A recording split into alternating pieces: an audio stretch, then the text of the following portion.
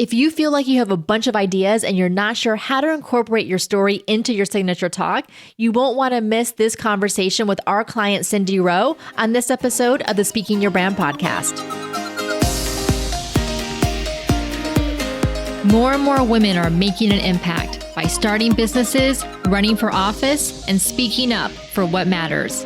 With my background as a TV political analyst, entrepreneur, and speaker, I interview and coach purpose-driven women to shape their brands, grow their companies, and become recognized as influencers in their field.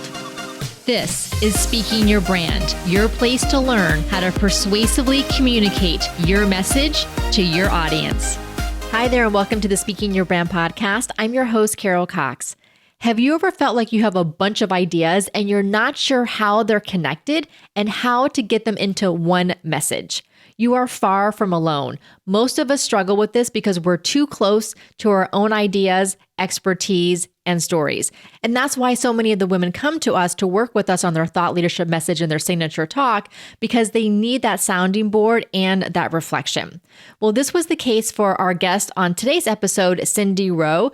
Cindy owns a marketing agency that works with small businesses, and Cindy also has a passion for speaking and for spreading her message around kindness, which truly is a beautiful message, and I'm excited for you to listen to her story and how this message came about. Cindy joined our Thought Leader Academy in March and worked with our lead speaking coach, Diane Diaz, in a VIP day to create her signature talk. So in this episode, Diane and Cindy talk about what led Cindy to her thought leadership message and how it connects to her story, the process that Diane and Cindy went through to incorporate Cindy's story into her keynote talk, the types of speaking engagements Cindy most enjoys doing, and why Cindy joined our Thought Leader Academy and what her experience has been. This is a really uplifting conversation that I know you're going to love. If you would like to work with us in our Thought Leader Academy to develop your thought leadership and your signature talk, you can get all of the details and apply by going to speakingyourbrand.com/academy. Again, that's speakingyourbrand.com/academy. Now, let's get on with the show. Welcome to the Speaking Your Brand podcast, Cindy. Thank you so much for having me. I'm so excited that you're here and you're taking time to talk to our audience. I can't wait for them to hear about your story and how you arrived at your message, which we'll get to in a minute.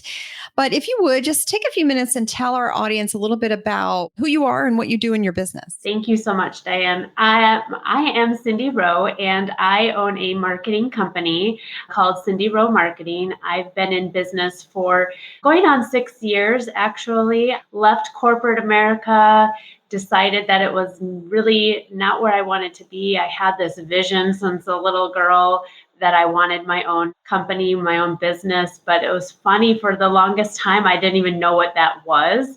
After being in corporate America in the marketing industry for 20 some odd years, I took that leap and started my own company and really have not looked back. Nice. I love that. You know, we work with a lot of clients who've come from corporate spaces, so it's no surprise that you had that dream and you made it happen. And so in your business, just to get an idea, who are your main clients that you work with for your business? I work mainly with small business owners, entrepreneurs, solopreneurs, those that really don't have the massive budgets to hire a full-time agency or have a full-time marketing person on staff.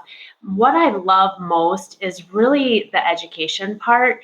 And I think that's really where I thought about doing speaking as a part of my business model, because I love teaching those small business owners, if they feel like they can't afford the marketing services, that maybe if I can give them tools to utilize back in the office, how to maximize their marketing on their own.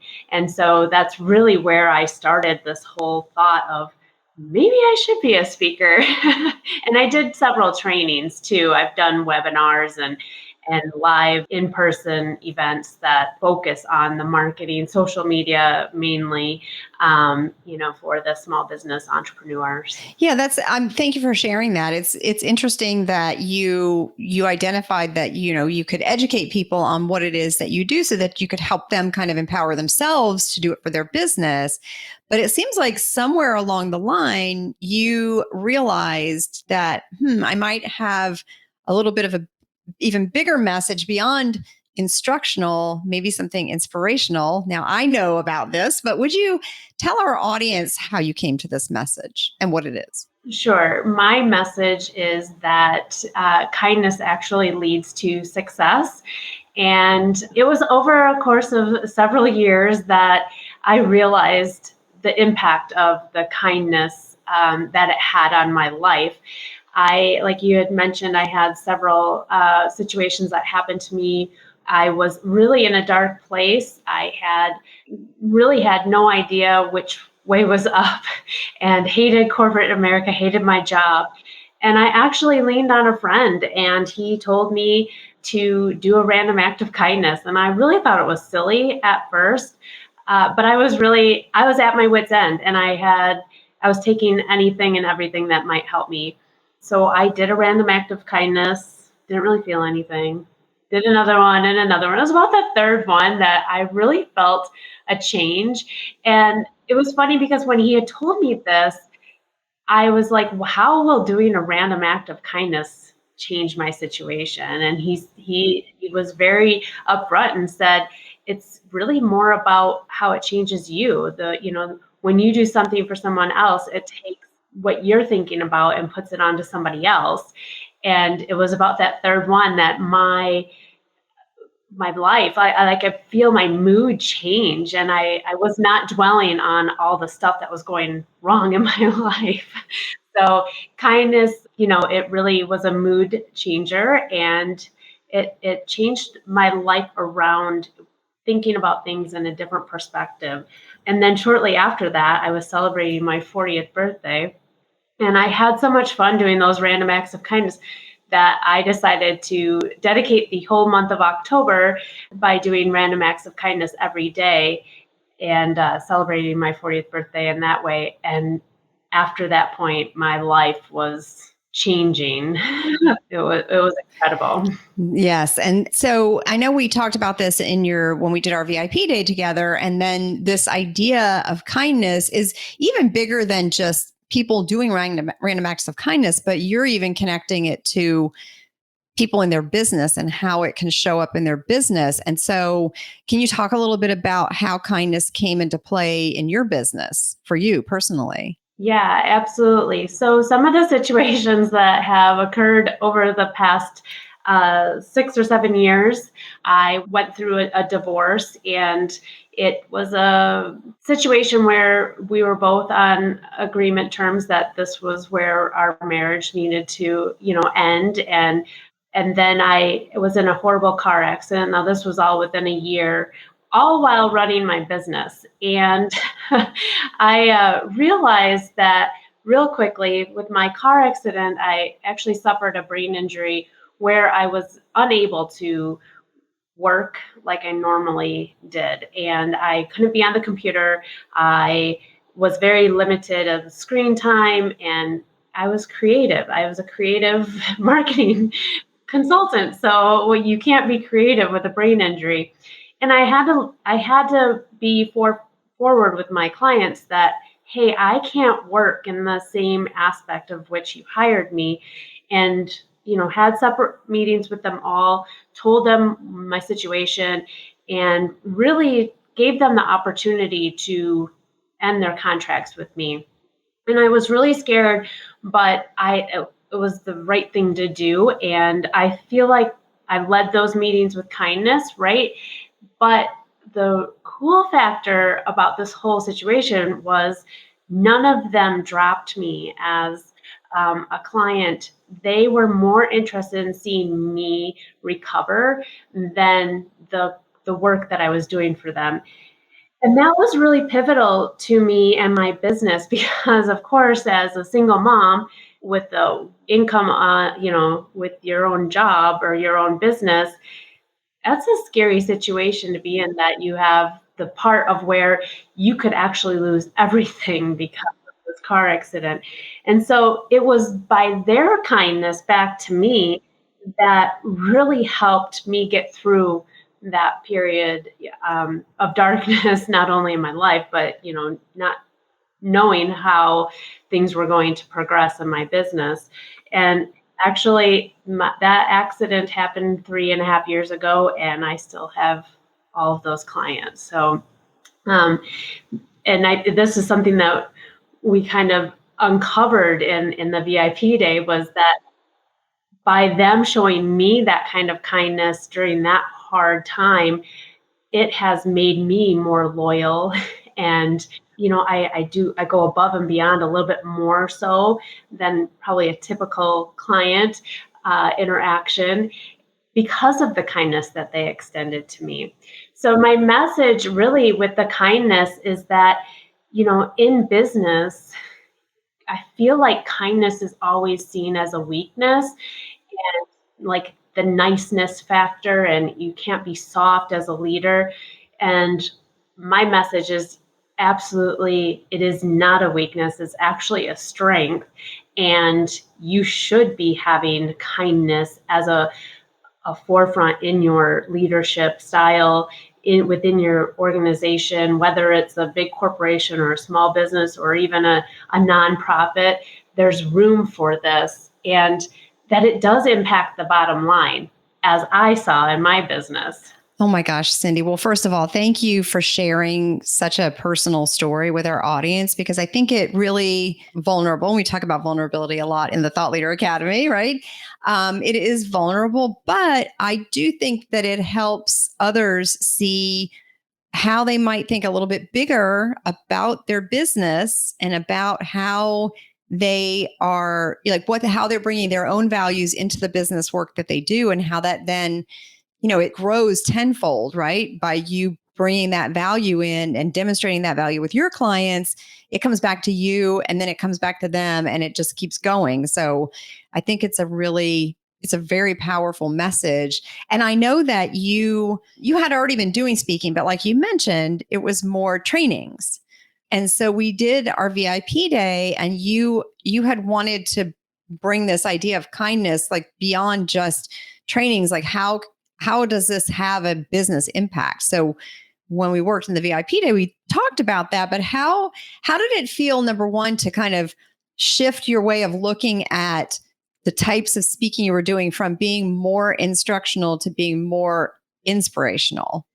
Well, I will tell you, I have had this vision for a really long time that I didn't want to be the trainer, that I wanted to be the inspirational, motivational type of presenter, speaker, empowering others to make choices. Like the past, 7 years of my life have been, nothing but a roller coaster ride. But on top of it, I've remained kind and I've remained positive, and I really feel like that's worth sharing. So our VIP day really helped solidify that it was a worthwhile message.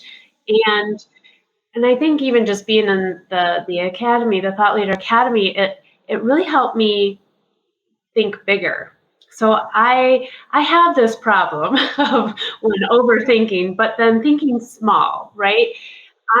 I'm from a very small town, and we get caught in thinking on one level. And being part of this academy and the VIP day, thinking of that bigger message and all these potential audience types that I could be reaching, really opened up my mind and got me very, very excited. After our VIP day, I couldn't sleep. So I was like, I can't wait to put this all together and, give this speech. I was so pumped.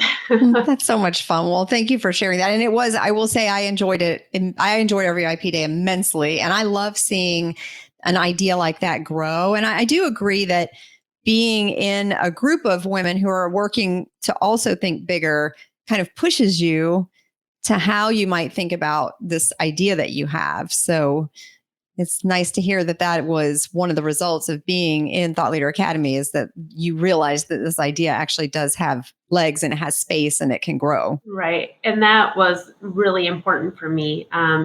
This time commitment and, knowing where I want to be over the next few years, like this has really helped me pave that path, right? It really and solidify the message. I think another part too that I believe I really like to share is that I had many ideas, and I had different things that I could talk about, and I've been looking into becoming a speaker for a very long time. And all I ever heard was, you need one message, you need one message. And I was like, but I have like six. And how do I narrow that down? Mm-hmm. And what you guys helped me do was take everything that I've experienced along with my business, because that was another hurdle. I was like, I don't see how my kindness message fits in with my business.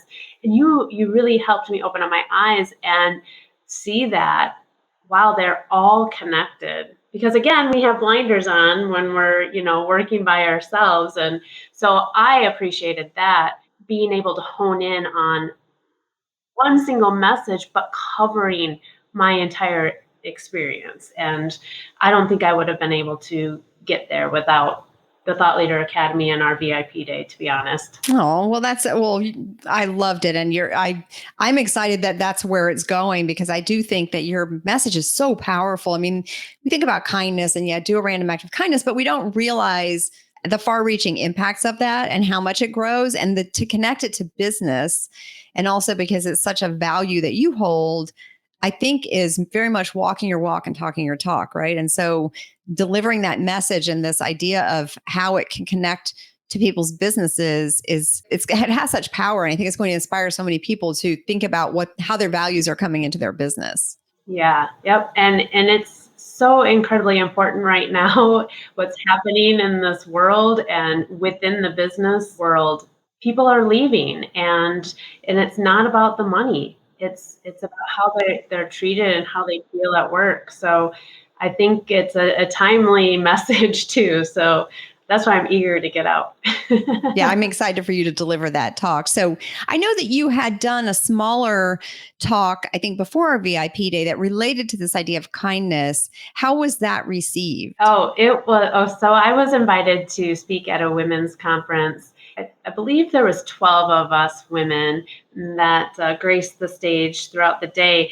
And you guys helped me a little bit prep, like you reviewed what I was wanting to deliver and gave me some good pointers. But yeah, the day of the event, it was funny. The only thing I could think of is please don't trip, because they had this long cord in front of the podium and the front part of the room. And I knew that I was nervous enough that I might trip. But I told the story about my random acts of kindness for my birthday.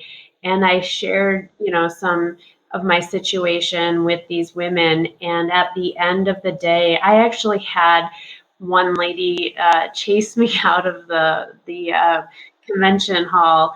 And she's like, I have to give you something. I have to give you something. And she gave me a magnet. She's like, I give these to people that inspire me. And your story really inspired me. And we have stayed connected ever since. So it was really great. And then another lady after the event told me that she loved the idea of doing random acts of kindness to celebrate her birthday, and that she was going to do it, which was the month of June. So I inspired her for that. And it was nice to not practice, but just seeing how receptive people were, that, it's not really a trend per se, right? We hear kindness, changes the world or whatever. And I think some people kind of blow it off, but the examples that I gave and the stories that I told, I think really I was able to connect with everyone in the room on some level and leave them thinking of how they can maybe spread a little bit more kindness throughout their small world. I love that. It's almost like you beta tested the idea a little bit before we worked in your VIP day, but so you got really great feedback. And I think that for our audience who's listening and maybe wanting to get to doing speaking and is like, I don't know, I'm nervous about it, but it's a really great example of like just doing the thing. And even if it's an imperfect idea at the moment, getting it out there, I'm sure that you got good feedback that then let you bring those ideas to the VIP day that then helped to launch what we worked on there. So it was like I said, beta testing that idea. Yeah, that's actually a great way to put it. And it was, I had that thought, and it was funny because at first I didn't even think of it as a keynote, right? And I think I wasn't sure it was strong enough to be kind of titled that way. But yeah, it was a great experience. And I learned, how to do the thing, right? Yes, right. And I've been in front of people before, but it was on a different way. I wasn't up there instructing or, going through slides and telling them how to do certain things on social. This was a personal experience, which is, a little nerve-wracking, but I was on cloud nine for that day and the day after. And I knew like that's where I belong. I belong doing those things and sharing my story. Well, so I was going to ask you, maybe I don't need to ask now, but I was going to ask you, what types of speaking do you most enjoy then? It sounds like you're really lit up by this idea of keynotes. Yeah, absolutely. Right, the fall of 2020. So right when we were starting to reopen, people were kind of, a little scared about that idea, but our Chamber of Commerce had invited me in to speak about my entrepreneurial story. I was in front of 50 women, along with two other very powerful business women. These women were like CEOs of a hospital and CEO of the park district. So they were bigger, right? Like I had that imposter syndrome big time, and I was just an entrepreneur. But they went up in front of me before me. I ended it, and I had, I think, 20 minutes, and I really just went off the cuff. I practiced a little bit. I knew some of the things that I wanted to say, but I really went off the cuff. And afterwards, I knew, I got a little sweaty at first, but I knew, during it, it was just felt right and it felt normal. And it was such an incredible experience. I knew that's what I wanted to do. I didn't want to leave the training.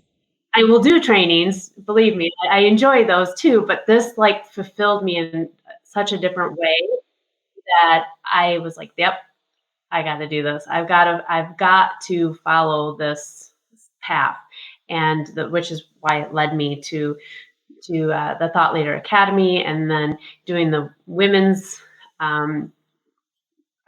conference. That was incredible. So yeah, looking forward to booking more gigs in the future. And I think what the Thought Leader Academy opened my eyes to is the corporate level. So whether it's to HR departments or CEOs or leadership teams, the sales teams, those people I feel need to hear this message. I always thought I wanted to speak in front of the women's groups. I would love to do that, but I'm passionate now about trying it in front of the business people.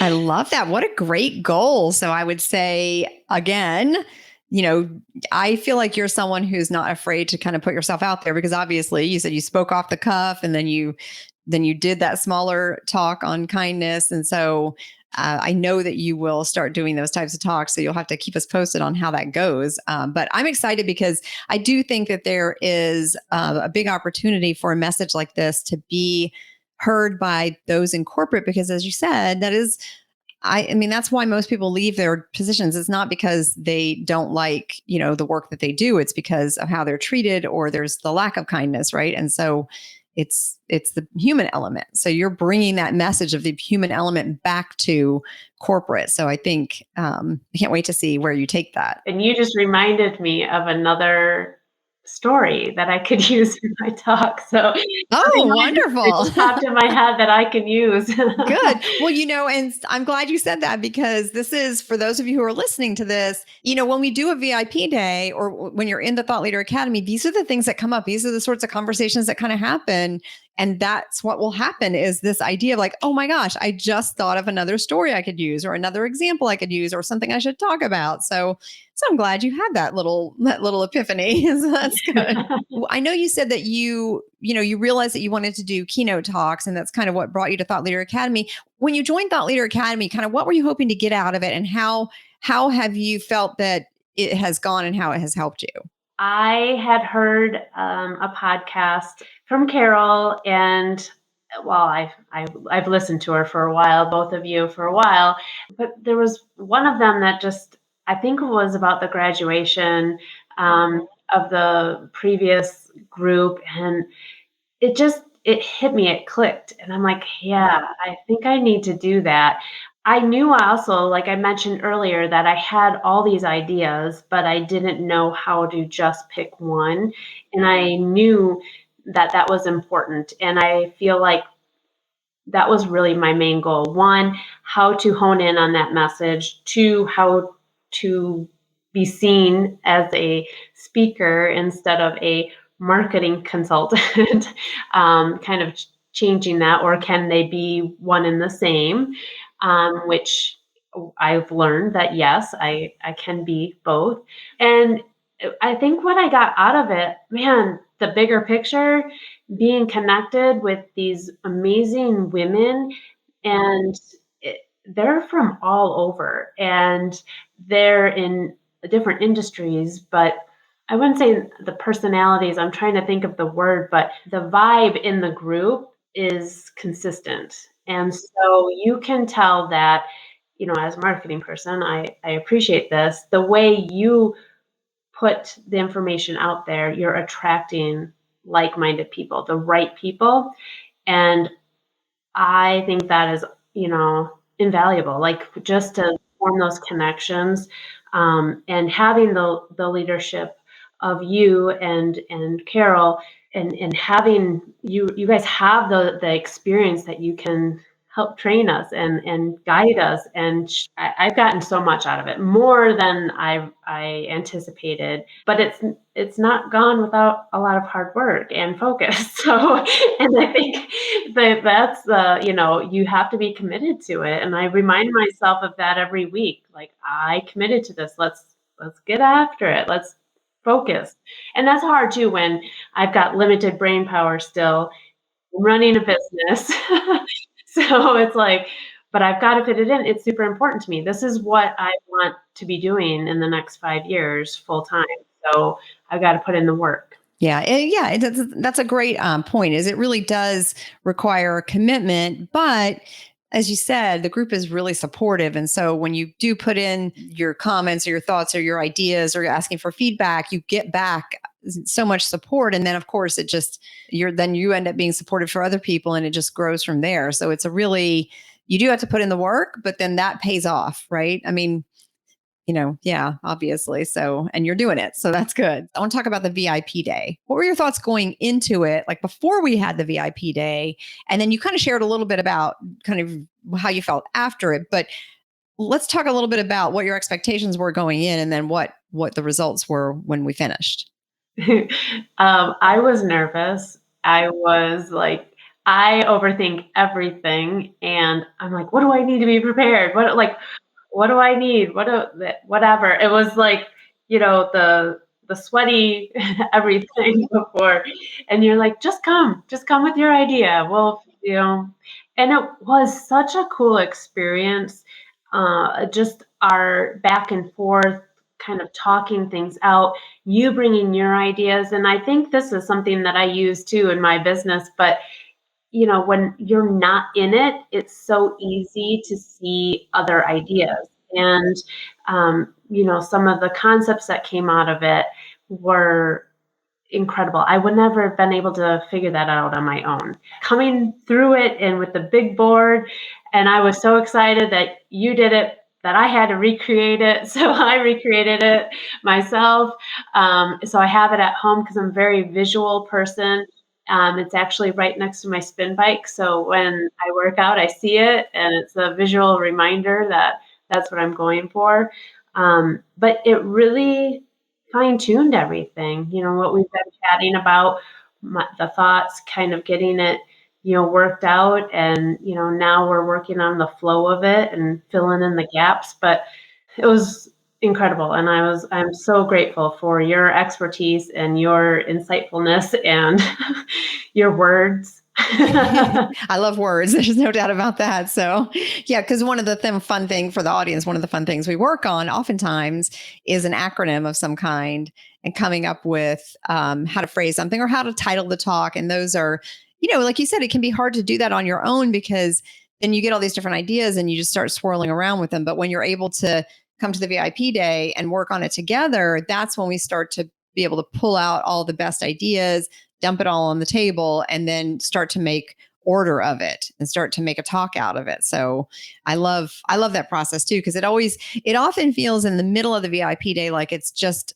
a bunch of stuff dumped out on the table. And then part way through, it starts to kind of coalesce around an idea, and then you start to see it really come together. So it's really fun to do that and then to see the end result once we get done and go over the board together. So yeah, it was a fun day. Yep. And afterwards I couldn't sleep. Like I was so excited. I'm like, I can't wait. That's fun. Well, so tell us then, now that you've done that and you've got your talk ready, and I know you're looking for places to speak, but what's next for you with regard to speaking or even with regard to your business and this message? So I've actually started doing a LinkedIn Live weekly, and I'm fine tuning that because it's really challenging to do it solo. I do a Facebook Live for my business every week, and I interview other small business owners, and that's super easy. But when you're just staring at the computer, and so I'm fine tuning that, and my hopes are to take some of that concepts and ideas and turn it into a podcast, and really just making it known that I am a kindness speaker, and just finding those opportunities. That's really my goal. And I know it's a process, but even before this, I started speaking at elementary schools about kindness, and it's awesome. I created a little program, and I've done, I don't even know how many schools in the area, but I know it's a message that all ages can hear. So it's just getting in front of people and people seeing me as the kindness person, the kindness speaker. I mean, I've self-proclaimed that I'm the kindness spreader. Well, that's the first step. You have to proclaim that you are, and then you go do it. Yes. And I love that you had spoken to schools, because listen, if elementary school kids can accept the idea of kindness and do it and implement it, why can't people in corporate, right? There's no reason. So I love that you're bringing that message to or you will be bringing it to corporate spaces. Yeah, I'm excited about that part. All right, Cindy. Well, now for 3 questions that we want to ask everybody so we can get your insight on this. So share with us, what is a favorite book by a woman author? So I read a lot. And so this is really, really challenging for me. I was never really a reader before 7 years ago. And I've started reading 10 pages of a good book a day. So those good books are for personal development, not what I used to read at Nicholas Sparks every year. So this was challenging, but the first one that came to my mind, and I'm going to stick with it. And I don't know if a lot of people have heard about this book, but it kind of goes with similar to my message. It's called Chasing the Bright Side by Jess, Ekstrom. She is actually the founder of Headbands for Hope, and she wrote a book about her journey to launching that business. I absolutely treasured that book. I actually gave it to my daughter because every time I would open it and read it, I was like, oh my gosh, Haley needs to read this. Haley needs to read this. And I gave it to her. And she is not a reader. This was when I think she just had graduated high school. She read the book and then she gifted it to another friend of hers. So it is one of those feel-good books, but has a lot of good takeaways on how you can implement positivity in your life. So nice. chasing the bright side. I love that. And I mean, that's almost your idea of kindness and how that message grows is the same thing, right? You gave her the book, she gave the book to someone else. So spreading the message. I love that. All right. And so then my second question is, what is a favorite TED Talk by a woman? I have not watched a lot of TED Talks recently, but the one that, rings true, I think still to this day is Brene Brown's Power of Vulnerability, and her message in that. I think I could listen to that on repeat, having courage and knowing and accepting the vulnerability and the shame part, I think is part of everybody's world. Yes, I would agree. And I think that message, I think it probably is universal and comes up again and again for so long because we can never not hear it enough. Like we all need to hear it regularly because I think, especially with things being challenging in the world today, it makes you forget that we're all human and we can all open up and share vulnerabilities, and that's okay, right? And so I think that message is just so appropriate at so many times that it never gets old. So it comes up over and over again in these questions. So I love that. Yeah, and it actually streamlines pretty well with the message that I'm trying to, promote. And, sometimes being kind in business takes vulnerability. So it's the alignment of the messaging, I think. Oh, that's such a good point, Cindy. Yeah, you're right. Okay. And then finally, what's a favorite quote by a woman? Well, I use this in my keynote that you helped me put together, but by Maya Angelou: people will forget what you said, people will forget what you did, but people will never forget how you make them feel. Oh my gosh, it is a good one. I mean, Maya Angelou has so many good words. Speaking of words, like she is the queen of words, but that one I think it's so appropriate for your message of kindness, right? It's such a good tie-in and really illustrates that. So thank you for sharing that. All right, Cindy. Well, take a minute, if you would, and tell our audience where they can connect with you. Like, where do you hang out online and where can they connect with you? Well, I hang out everywhere. I am on social, on all the platforms, Facebook, Instagram, LinkedIn, as Cindy Rowe, Cindy A. Rowe. You can find me at. I have, I'm online. I have a website, thecindyrowe.com. You'll find me more on Facebook and Instagram, but I'm making more of an attempt and focus on LinkedIn for the public speaking part. Great. All right. Well, we'll be sure to include those in the show notes. Cindy, thank you so much for not only today, but for being a member of the Thought Leader Academy and for being a valuable member that contributes and supports everybody else as well. It's such a pleasure to have you in Thought Leader Academy, and doing your VIP day together was so much fun. And it's just a joy to chat with you today. And thank you for sharing your personal stories today as well, because I think those stories can really, like you said, in an effort to be vulnerable and kind, like I think it's a really good message for our audience to hear kind of what you can do with challenges that might happen in your life and where that might go. So thank you for being here today and sharing all of that.